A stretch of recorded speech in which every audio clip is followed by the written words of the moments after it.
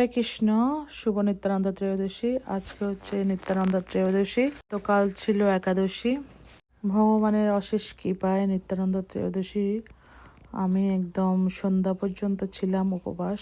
যেহেতু কালকে ছিল একাদশী, সকালে একটু করে জগন্নাথের ড্রাই রাইস মুখে দিয়েছিলাম। সকালে ভগবান মহাপ্রভু গৌরনিতাইকে অভিষেক করে চলে গিয়েছিলাম জবে। জব থেকে অফ নিতে পারিনি, কেননা গত সপ্তাহ আমি পুরো সপ্তাহটা জব করে নিই, তো তার কারণে সেজন্য আজকে অফ নিতে পারিনি।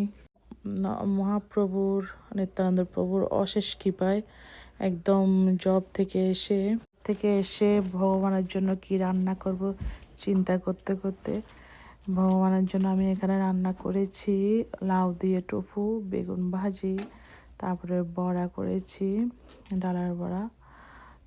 ডালের বড়াটা অলমোস্ট হয়ে যাচ্ছে। এখানে পটল ভাজি, বেগুন ভাজি আর পনিরটা ভাজি করে নিয়েছি। এটা আমি পনির করেছি।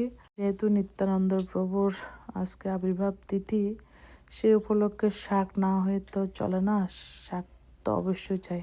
আমি গার্ডেন থেকে এগুলো ফ্রোজেন করে রেখেছিলাম সেগুলো এখন ভাজি করব। আর এখানে আমি বাটার পনির মশলাগুলো একদম ভালো করে কষে নিচ্ছি। তো এগুলো কষানো হলে পনিরটা দিয়ে দেব। এদিকে হচ্ছে ক্ষীর বসিয়েছি আমি। ক্ষীরটা অলমোস্ট হয়ে গেছে। তো এখানে বাটার পনির মশলাটা হয়ে গেছে। এখন আমি পনিরগুলো দিয়ে দেব ওখানে। এদিকে আমি শাকগুলো ভাজি করছি একটু করে নারকেল দিয়ে, তারপরে একটু করে তেল দিয়ে, শুকনো মরিচ দিয়ে, জিরা দিয়ে আমি শাকগুলো দিয়ে দেবো এখানে। এখন তো আর গোসারির মধ্যে শাক আছে, শুধু মূলার শাক, লাল শাক আছে, তাও ফ্রোজেন। তো আমি সেজন্য এবছর চিন্তা করে আমি মহাপ্রভুকে মাঝে মধ্যে দেওয়ার জন্য এবছর আমি ফ্রোজেন করে রাখছি শাকগুলো। দেখি না, অনেক সুন্দর হয়েছে। এদিকে আমার রান্নাগুলো হয়ে গেছে, দেখুন অনেক সুন্দর হয়েছে। পনির বাটারটা অনেক সুন্দর হয়েছে। এখন ভগবানের প্লেট রেডি করা হবে। দেখুন মহাপ্রভুর অশেষ কৃপায় একটু ক্লান্ত লাগতেছে, কেন জব থেকে আসি, তার আগে ছিল একাদশী, এবং কখন রান্না করবো চিন্তা ছিলাম।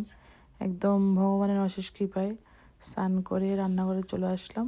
তো আমার রান্নাটা হয়ে গেছে। এখন আমি ভোগ লাগাবো ভগবানকে, নিত্যানন্দ প্রভুকে। তখন ভোগ দর্শন করুন, ভোগ দর্শনে দুঃখ দূর হয়ে যায়। নিত্যানন্দ প্রভুর অশেষ কৃপায় আমি একদম ভোগ লাগিয়ে তারপরে প্রসাদ পেয়েছি। নিতাই পদ কমল, কোটি চন্দ্র সুশীতল, যে ছায়ায় জগত জুড়া।